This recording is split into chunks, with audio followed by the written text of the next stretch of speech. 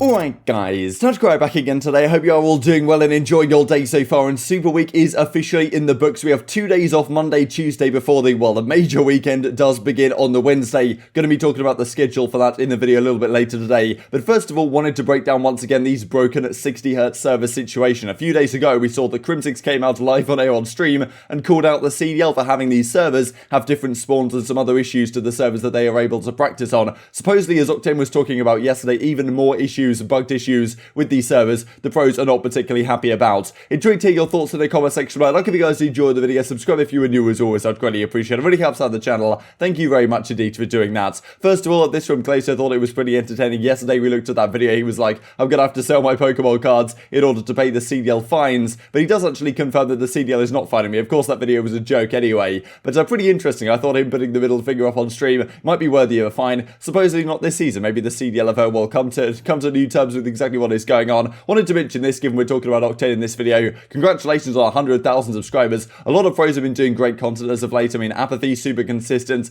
Attach has been on it as well. I know that Dashy is getting into content. Envoy, of course. I mean, Simp's been doing some great stuff as well. I'm sure there's some other ones that I'm missing as well that aren't, of course, Scump, who, has been killing the game for years. But Octane at 100k, great to see some growth in, really the personalities in our scene over these last several months. And, he's definitely been killing the content game as well. This I thought was interesting from Attach, right? Went 3-2, ended up 4th in our group. So pretty unfortunate for the Minnesota Rokkr. They looked pretty solid, but the rest of the teams, obviously in Group A, didn't have the best of performances. I mean, Royal Ravens, of course, Seattle Surge. So yeah, they go 3-2, end up 4th in the group still. So they will be starting with a bye in the losers bracket. But not really where we expected Minnesota Rokkr to be, given they came in probably as the third best team, maybe even second best team, some would argue, in that group before the season even did kick off. And as you can see right here, this is how it all worked out. So Minnesota Rokkr ended up in 4th, New York Sublime is in 3rd. That means the bracket, of course, is going to be Dallas Empire and Atlanta FaZe getting a bye in the winners bracket, Thieves playing LAG, and then New York Subliners playing against the OpTic Chicago. Very exciting matchups to come over these coming days. This, of course, is the bracket we looked at yesterday, but if you guys didn't watch yesterday's video,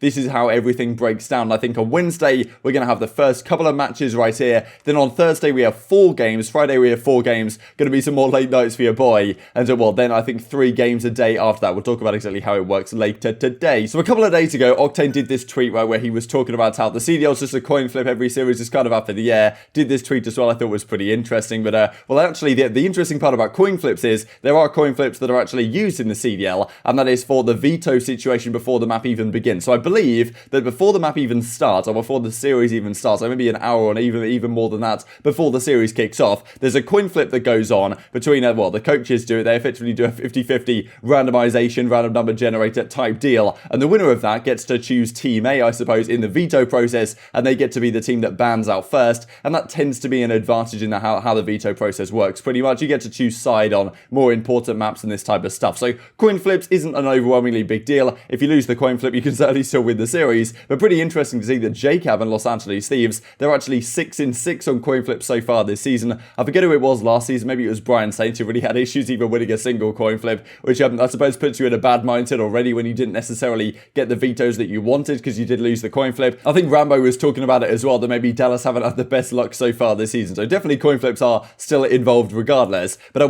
this is what Octane was talking about yesterday. So their matchup against the New York Subliners, pretty big one for New York. Didn't really matter so much for Seattle apart from, there was some pride on the line, I suppose. Try and get a series win on the board, gather some momentum into the major. But a loss here to the New York Subliners in the end. New York, of course, looks pretty good. That secured their winners bracket spot. They'll be playing OpTic first round of the major, if I haven't already said that about 50,000 times. But as well, Octane and honestly, the Seattle Surge guys looked pretty good in the respawns yesterday. They won the map number 1, I think it was on raids. Then we go into game 4 and they almost won a Moscow hardpoint. So pretty impressive stuff, all things considered. But as Octane says right here, I couldn't lock on for a 3-piece on the first P3 because the missile bugged. So Octane got streaks. The artillery or the missile strike, the cruise missile was coming in for him, but some issue with it, how he could lock on these servers and also boosting the actual missile itself made it very difficult for them to break the hill like they would have wanted to do. So effectively the streaks didn't work as intended on these servers. As you can see a Seam saying right here, I couldn't lock on in the raid control either. It is fully broken in 60Hz. Bro, you'll all would have died for a break. I am beyond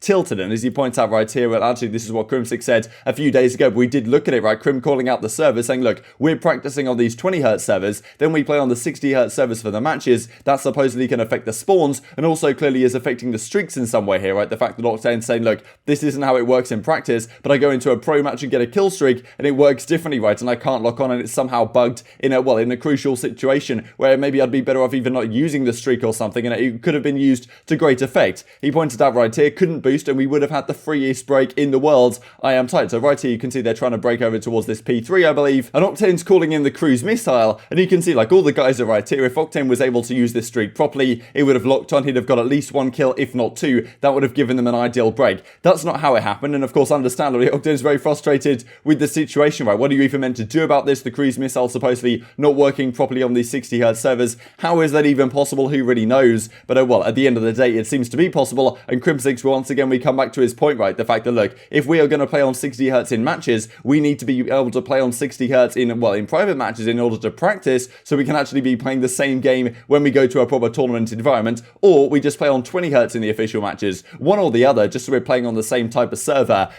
so that issues like this don't happen. I suppose the ideal would be for them to play on 60Hz servers themselves, but I remember last season there were some things where when they went to an event, they would play on like 60Hz CDL servers, but then I think they would be able to play on like 60Hz game battle servers to actually practice on. They would go into like one of the game battles integration type menus, and they would set up the scrims in there, and they would play on like these 60Hz game battle servers, which supposedly were still different for the CDL ones. Not really sure what's going on, but understandably, really, the pros being very frustrated with this. There was also the whole discussion yesterday regarding, how good the guns are in the game at the present time. Always some discussion on the XM4. Every single day, it seems like some pros are tweeting about it, but as Attach says, the XM4 really is the best gun in the game by a significant margin. But this I thought was interesting, right? So TJ clutches this 1v3. You guys might remember if you were watching the stream yesterday, after he clutched this 1v3, he went for the absolute beamer on Crimsix across the next map, or next round, of course. And Crimsix just manages to escape, but TJ was like going for the absolute ego shell all the way across the map. And as Clay says right here, TJ squaring up across the map with a sub is everything that is wrong with the gun meta at the present time. But aBeZy doesn't agree. I mean, we've had these discussions a fair bit with aBeZy. Given he is, of course, an SMG player, it's going to be understandable that he's more complaining about the XM4 than the ARs are complaining about it, right? So we're not going to talk about the XM4. Gun literally implodes at every range. Both guns implode at every range, says Clay. That is my point at the present time. But yeah, pretty interesting to see this whole discussion once again regarding that. This I thought was pretty funny from Crim as well. Had 3 kills in that round 11, decided to play for the win and getting the ninja defuse rather than getting the ace. And Accuracy says, look, who is playing, who's not playing for the win and just trying to get the ace round 11? But, the way he phrased this tweet,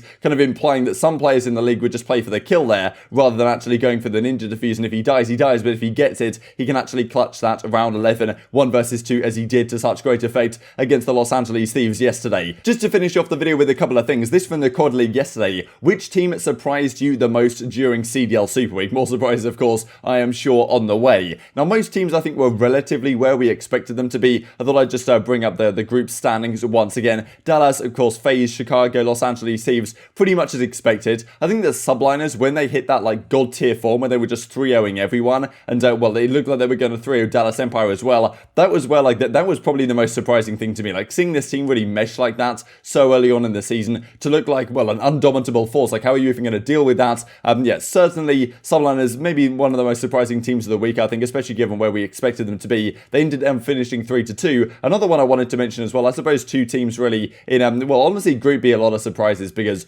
Ultra Mutineers looked much worse than we expected. Like, if you'd have told me coming into this, the Mutineers would have been 6th in their group, I would have told you you're pretty bonkers. We might talk about that a little bit later today as well. But also the 3rd place team, LAG, definitely deserve a lot of props. I thought Paris Legion, if anything, looked even better than LAG at the time, but LAG won that series against Paris, and that was really the difference maker. But yeah, when Paris came out and 3-0 Mutineers, that was another massive surprise. So definitely a lot of surprises, I'm sure, still to come over the coming weeks when the major does kick off, of course, on Wednesday. And this I thought I'd mention as well, the record book that EasyMac puts on the Breaking Point Twitter and socials last night. Most kills in our hardpoint right now are Gunless and Bounce over at 40. Highest KD in our hardpoint, 4.40. Don't think that's going to get touched for quite some time. Most hill time, Envoy almost has like 3 minutes in hill right here. Most damage, almost 7,000. And some other ones as well. So S&D kills in a map. Kenny all the way up there with 16. Highest S&D KD in a map, as seen with the 13 in 1 that he had. I think it was on Checkmate against London. And TJHaLy, of course, with the infinite KD, that 12-0 performance. Most S&D damage, I think it was also in that Miami Search and Destroy. Almost, 3,300. Pretty remarkable. Most first bloods in a map, 5 for TJ and Dashy right now. So always like to see the stuff as well. And this from EasyMac I thought was pretty funny. Record book, Stage 1, worst maps.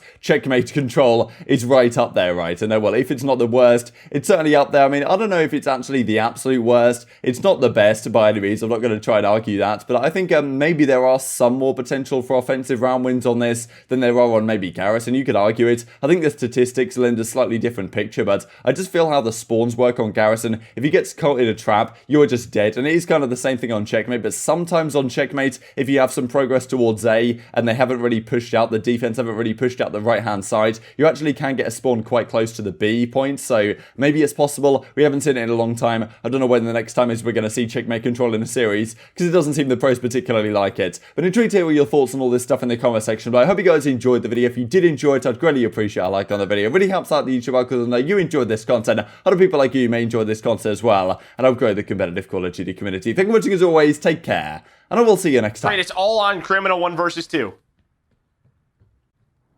Crim make the play. Up against Slasher and Temp. Has to get the kills, work the defuse. There are 17 Thieves trophies on the map. Yeah, right around there. Here he goes. Big gunfight. Wins it. 1 versus 1 now. 25 seconds to go. Temp shot, so he knows his position. Temp thinks he's going to hunt him. He's on it. He's on it. Hey, Crim's got it! He 6-in Empire win the map to go up 2-0! That is 200 IQ out of Crim. No, dude.